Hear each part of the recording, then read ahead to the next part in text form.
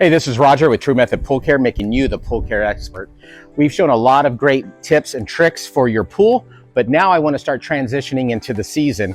And with that transition, one of the things I would like you guys to do is check your equipment and some of the items that go along with the equipment.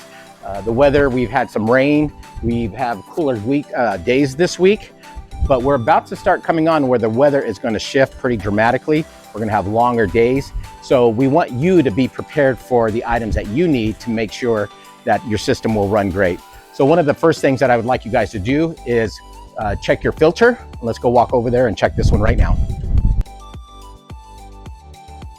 In the winter months, it's easy to forget to pop open your cartridge filter. This system happens to be a cartridge filter, and clean it out. You should be cleaning it every 6 to 8 months.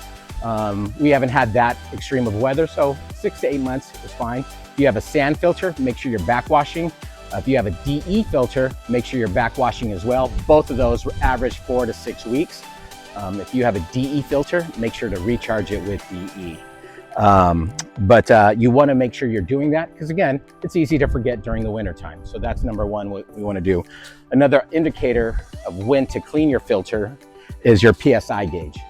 The system is off right now, but 20 PSI typically is the average that is good for a filtration system. And when that PSI gauge starts creeping up to 25, 26, then it's a good time to take those things apart and clean them. This happens to be a pop-up system, so the PSI is going to run a little bit higher, so just know that as well.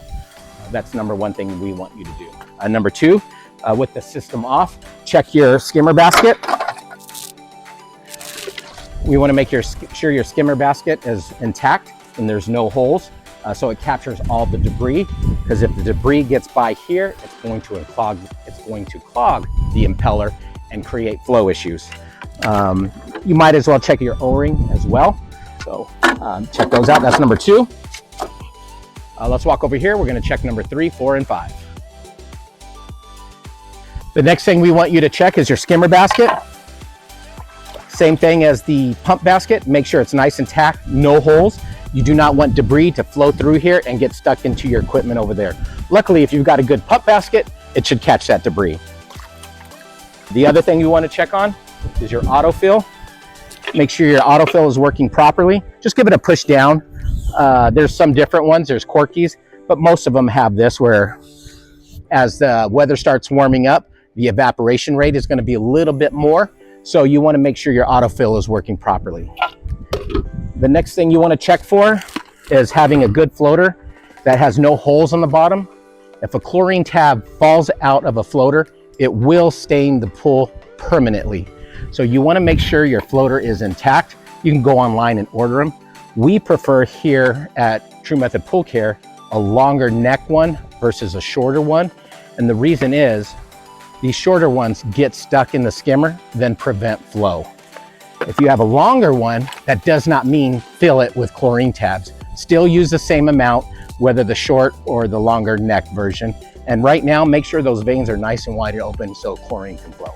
So as we start preparing for spring right around the corner, start checking these things. You have a couple more weeks, but again, we're coming out of winter. It's easy to forget your pool. So take a look at those things. And as you do that, know we are making you the pool care expert.